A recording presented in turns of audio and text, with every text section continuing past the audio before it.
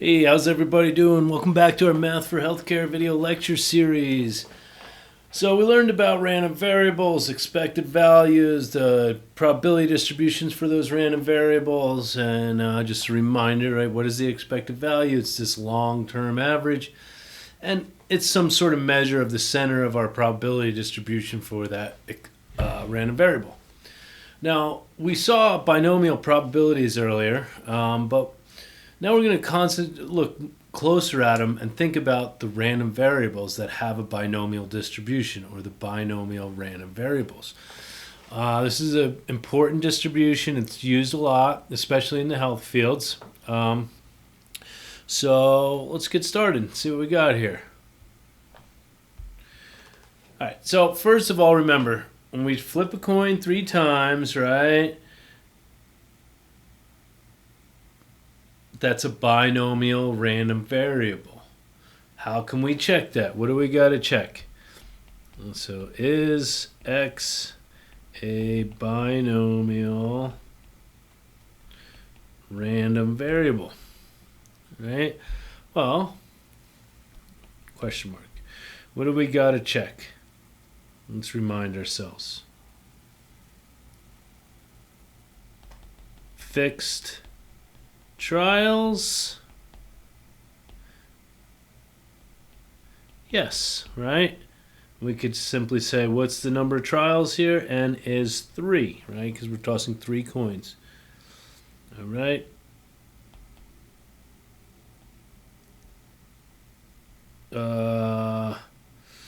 Two outcomes in each trial.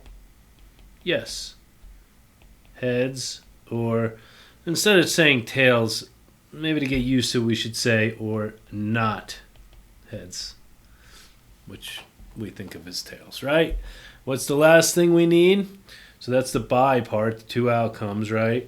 We need independent trials. And yes, right, coin. We know that coin tosses are independent. And another way to state that is the probability of success, P, equals 1/2, right? It doesn't change depending on where we're, like a marbles problem would, right? This is independent trials. All right, so we have binomial. All right. We know what this looks like, and this is the example of a binomial random variable, right, that we've seen a number of times. Here's our distribution for it. Right, remember we looked at pictures of that. It's split. The expected value is right in the middle there, right? It's 3 halves here, the expected value, number of heads. Okay. And so just a reminder, what do we need for a binomial experiment? Number of trials. You have to check this before you use the binomial distribution in your calculator to find probabilities. It's an important part, right? So we need to know, are the number of trials in the experiment fixed, right? Usually that means, can we find an n value? Usually by n we mean the number of trials. There are 2 outcomes of each trial, success and failure. Remember, don't think of it as positive and a negative. It's just 0 and 1, whatever you want to call it, good, but don't, don't think any sort of positive or negative attachment to these words, success and failure. The trials are independent of each other, so that the probability of success in each trial is the same, right? And again, that's by writing down our P, like with the coins. P is 1/2, and it doesn't change whether you're on the first coin, the second coin, third coin, and all that, and what heads you had or before that. All right. And just as a note, single trial in a binomial experiment is called a Bernoulli trial. We're going to go over our things that we write down. Again, the number of trials is denoted N. The probability of success is denoted P. Probability of failure is denoted Q, where P plus Q have to equal 1. Well, if there's only 2 things that could happen, and remember, a probability distribution, it got to add to 1. So it's either P or Q for each trial. All right, so that means Q equals 1 minus P. And so if a random variable is defined to be the number of successes in a binomial experiment, then we say then we say it is a binomial random variable. So if x is number of heads when tossing 3 coins, how do we check? Well, we just did that, right? Fixed trials, success or failure are the only outcomes, and each trial is the same. The probability of success does not change for each trial. Good. All right, so let's see here. Let x be the number of threes when rolling 10 fair dice. Is x a binomial random variable? All right, what do we need to check? Fixed trials.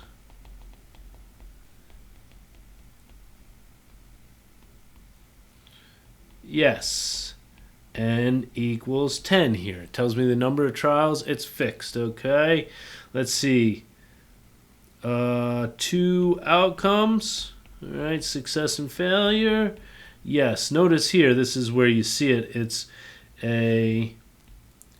we have either each trial could be a 3 or not a 3. So notice you couldn't use this binomial stuff if you said let x be the number of 3s or 2s when rolling 10 fair die.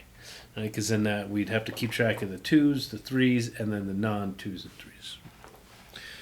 And then lastly, we got to check what? Oh yeah, the independent trials. Okay, this is important. Independence.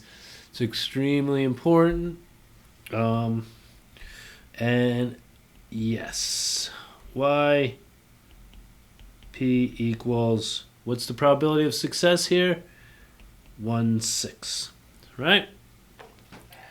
Okay, so yes, it is a binomial random variable. Probability equal 1/6. What do I mean by that? Well, it doesn't change. Doesn't matter what trial, it doesn't change. So it's independent, right? Now, let's see. What does this look like? Let's take a peek.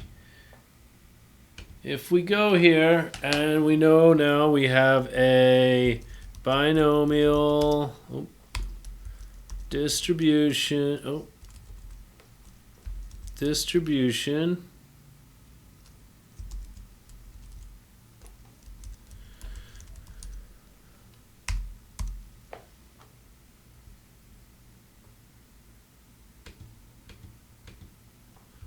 What did I do here? My capital get me in the way? I think so. Sorry. There we go. Binomial distribution. And what do we need? We need the number of trials. Well, we wrote that down. Remember, that was our n. So we got 10 dice. That's 10 trials.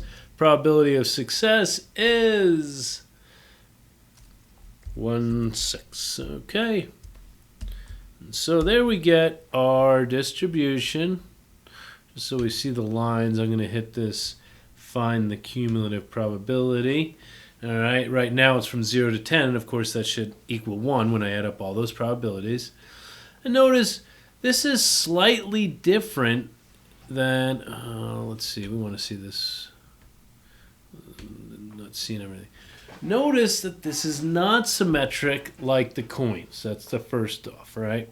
But they are both binomial distributions. If we wanted to real quick, we could take a look compared to tossing 10 coins. The only difference being not 1/5, 1/2, right? And I'll do that so we could see and boom. All right, so see the difference? That green is centered over there. The expected value of that binomial distribution is in the middle there. Whereas with the dice, because it's 1/6, right? The dice, because it's 1/6, we're going to expect what? Higher probabilities down here in the low numbers, 0, 1, 2, 3, 4, and then it starts getting low, right? We'd imagine that once you're past 5, it's going to be unlikely you get more than 5 2s. Okay, so that's what she looks like. The whole distribution, it gives you an idea. And now we want to look at a few things. All right, let's see here. What do we got to find? First thing they ask us is we want to find, again, notice the same probability distribution with a n equal to 10, and probability of success is 1/6. And here we want to find x equal to 2, right? So now, in a probability distribution, right, this is a value. We want this one thing, and that's called a PDF, or the probability distribution, when you have only probability distribution function when you're only looking for x equal to exactly one number. All right, and let's see how we're going to do that. Or hopefully we watched our video on this, but just as a reminder, what I like to do is I'll come in here and let's just call this B. So now B is that whole binomial distribution. And what do I want on there? I want the binomial distribution, 10 dice with probability of success 1/6, and then you put dot PDF because that's what we want. And now we want this 2. And so we get the probability of x equal to 2 is 0.2907. Okay. And just see the next screen. So I write down the probability of x equal to 2 is 0.2907. Remember that? How did I use that? The binomial distribution dot PDF. And do note, you don't have to rename it. Let's say I didn't do this. Down there is going to be undefined. I could put this in there and do dot PDF and 2, and it gives me that same value. But I think it's usually worth it to just put this in here. It's good to get to know technology like this. This is not just something fancy only for mathematicians or statisticians or something. You should be fairly comfortable typing in these things. All right, so probability of x equal to 2 is 0.2907. Now we want the probability of x less than or equal to 2.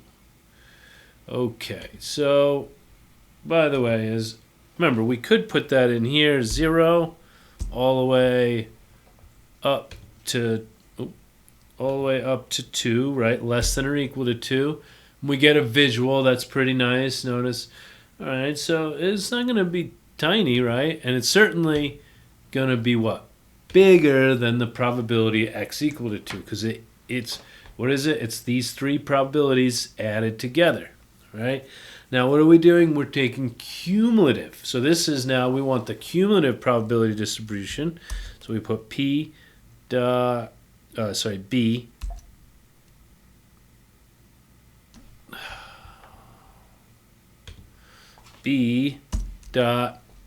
CDF. And now we need 2 values, right? We want to know where to go from 0 to 2. Okay. And it looks like the probability of x less than or equal to 2 is 0.775. All right. And we're not too surprised by that. And then the last is asking, what about the probability x greater than or equal to 6? It's still a CDF function, right? You're cumulatively. I mean, wrong. You could do it b.pdf of 6 plus b.pdf of 7 for the binomial distribution. But we really want to use the CDF formula. It'll be a lot quicker, and you won't embarrass me when you get to work. All right, so that's going to be, we want to know from 6 up to, what, 10, right? And now that's a smaller probability. Let's visualize it too, though. Let me go up here, find our cumulative. We want from 6 to 10, right? And notice those are all, we don't even see the lines. That's how small they are. And when you add up all those values, probability of x equal to 6, x, so on up to x equal to 10, we end up with the probability of at least 6 is 0.0025. to 4.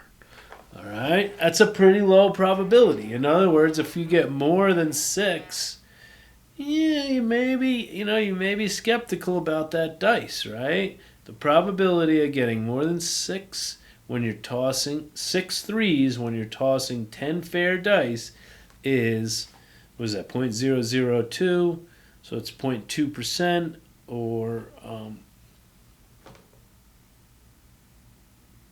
2 over 1,000, so 1 in 500, right? Ish. All right, next up. So that's, remember, the distribution's important. It's a good idea to take a look at it and be able to use your technology. You really don't want to do this stuff by hand, okay? Because now, remember, especially because, well, what if I ask you to say, oh, what if I'm tossing 200? All right? Notice then my probabilities change, right? Because now they're going to be really small, that the probability is less than or equal to 2. Yeah. And between 6 and 10, if we want to go in there and see, well, what's the probability of getting more than 6? I bet that's a pretty lot. That's going to be 100. What do we go to? 200, sorry. Well, 99% between 6 and 200. So pretty small. And let's get an idea. What does our probability function look like? We want to go from 0, just to see what happens when we... Now, what's going to happen here? Anyone guess? Is the shape going to change? No. Okay. And it's all... that's what it looks like when we close in. And here we can't see the individuals, but it gives us an idea of the shape, right? The higher probabilities are somewhere down there on the lower side of things. What does that look like? Somewhere between, I don't know, 10 and 50 or something like that. We could. Oh, well.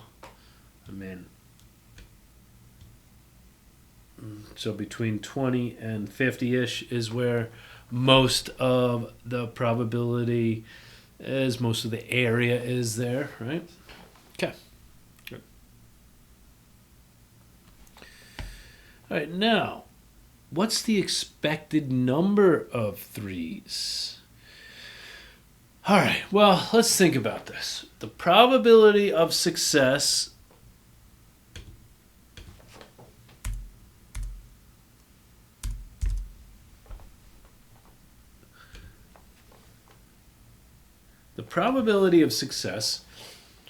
is 1/6.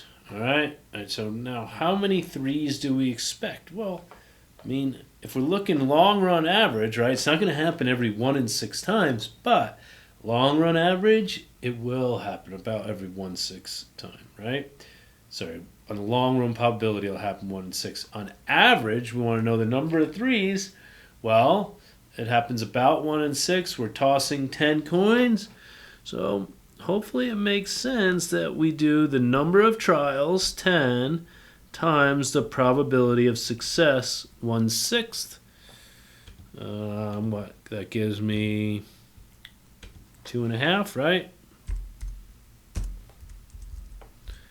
Sorry, 1.67-ish. So 10/6, 1.67-ish. All right. I did 10 over. Anyway, it doesn't matter.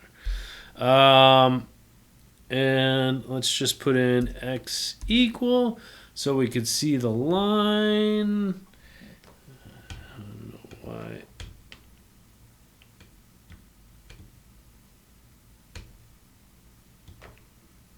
Make it green, okay. And so here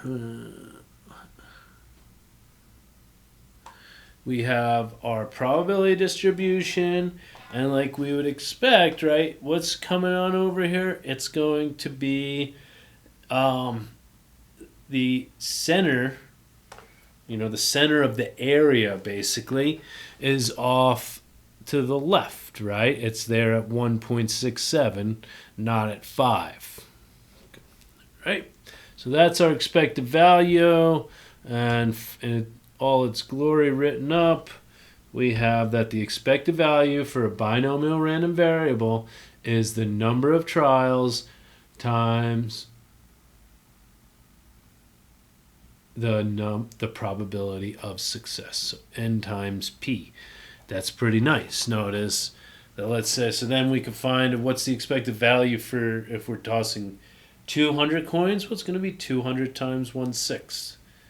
And let's see here, that's what, 100 divided by 3. So when we're about 33. Oh yeah, right? Remember we said between, somewhere over there was that center? Good. All right, next up. Let's see some more examples. Michael Jordan was an 83.5% free throw shooter during his career. If we let y be the number of free throws made in 100 attempts, is y a binomial random variable? All right, remember you got to write this out. We check.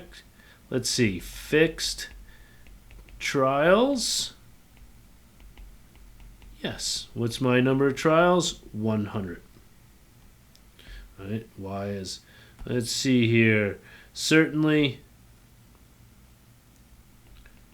makes or doesn't, right? The free throw goes in or doesn't go in. It doesn't land on the rim or something like that, right?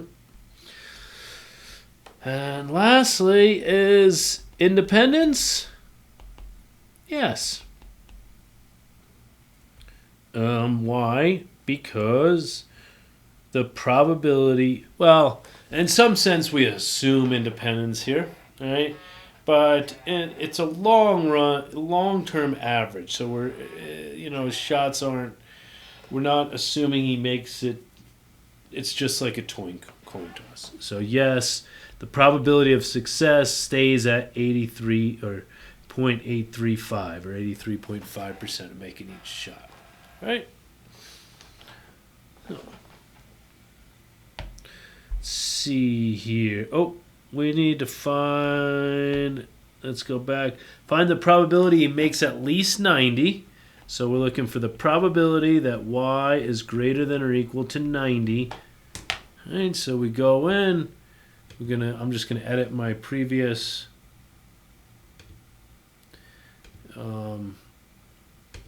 binomial distribution, and here we'll put in how many shots? 100.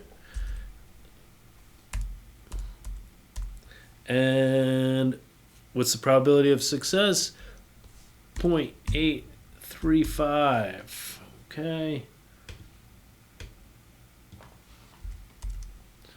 Just so we could get, here we got our binomial distribution, 0.835. We want to look at what does it look like. Hit the little. All right. So now look. So now this is, all the mass is over the other way, right? It's up there above 70 or something.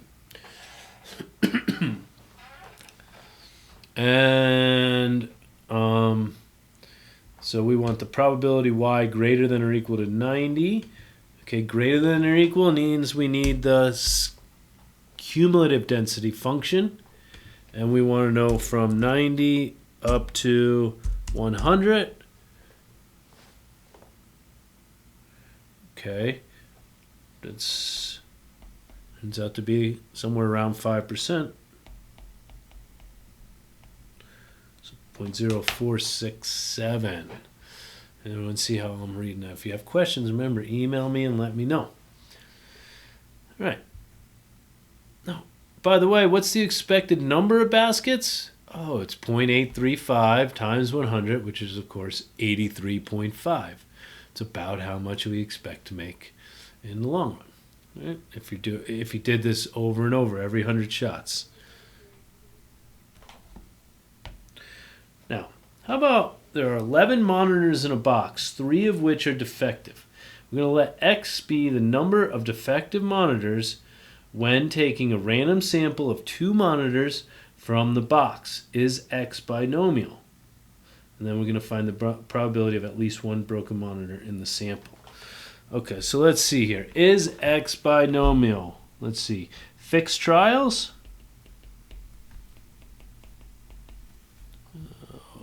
Sorry about that.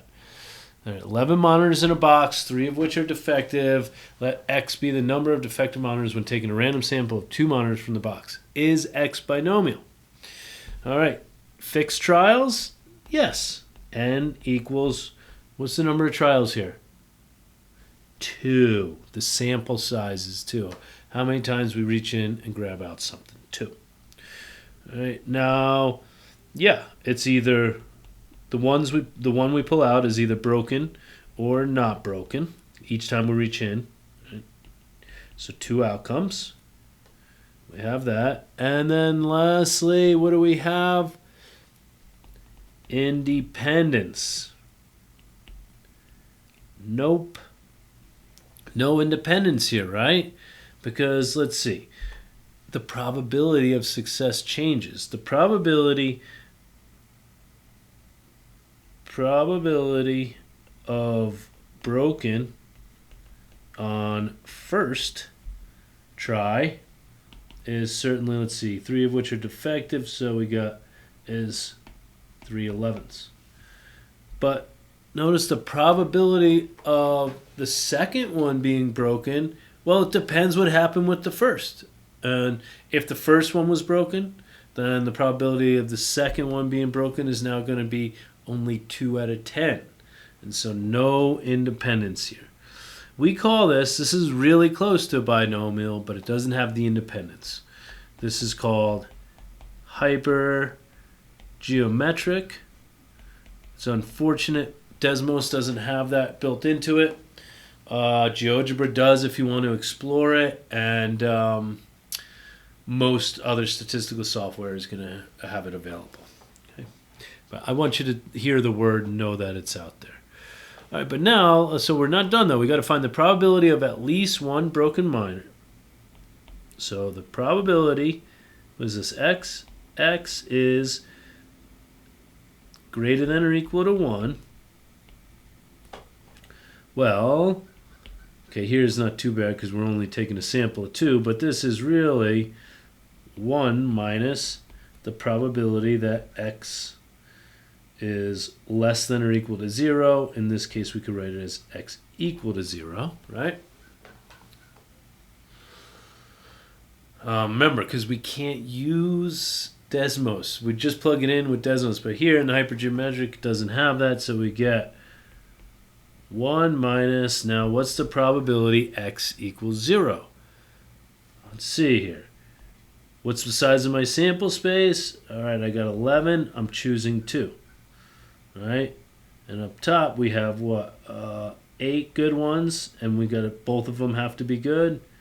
And so this is times, then we have 3 bad ones, and we're choosing 0 of those. Just going to quick do that calculation. That's going to be 1 minus...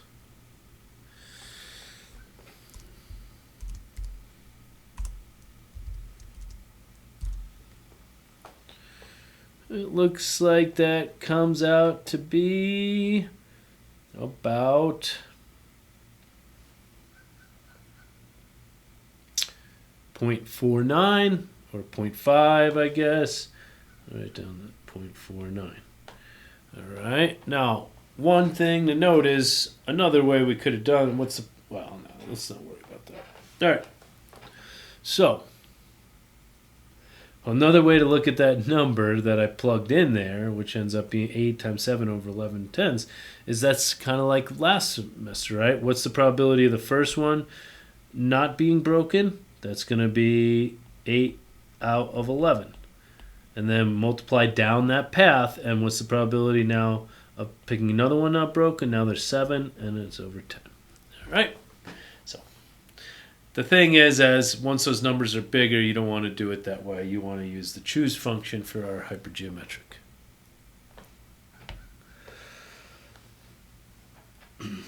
Again, this is called a hypergeometric random variable or hypergeometric distribution.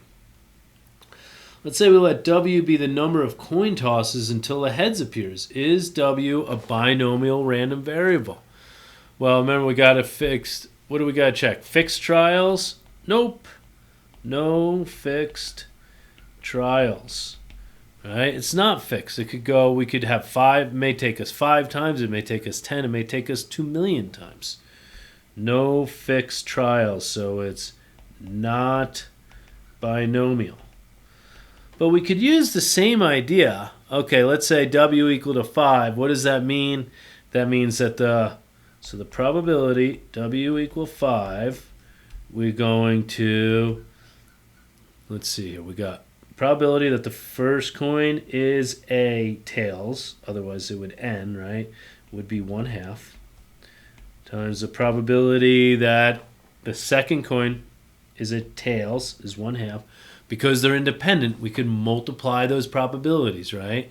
The first coin is a tails, and the second coin, and the third coin, and the fourth coin, and then the fifth coin is a heads. It doesn't change there because it's 1/2, and we end up with 1/2 to the fifth. Okay. Just as a reminder on that last one before we move forward is, so we had no fixed trials, but we do have the independent trials. Okay. No fixed trials, but an independent trials. We also have it's either a heads or not a heads as well. Let's say x denote the random variable that gives the sum of the faces that fall uppermost when a pair of dice are rolled. Is x a binomial random variable? Fixed trials? Well,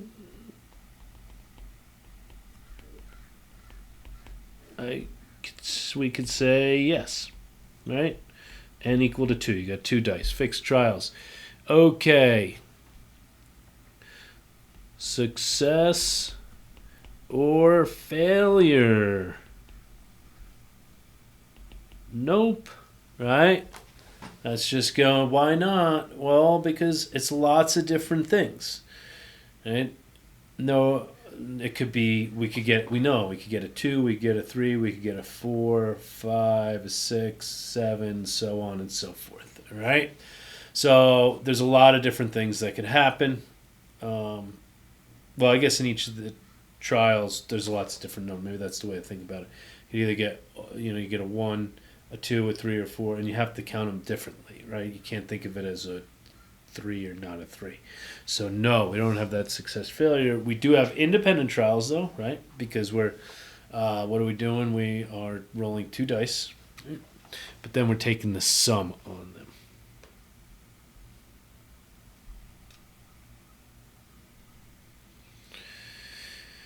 All right.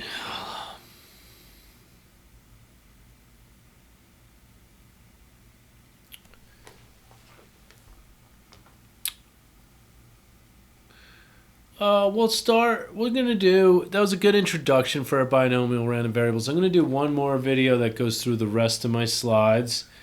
And I will see you then. Have a great day.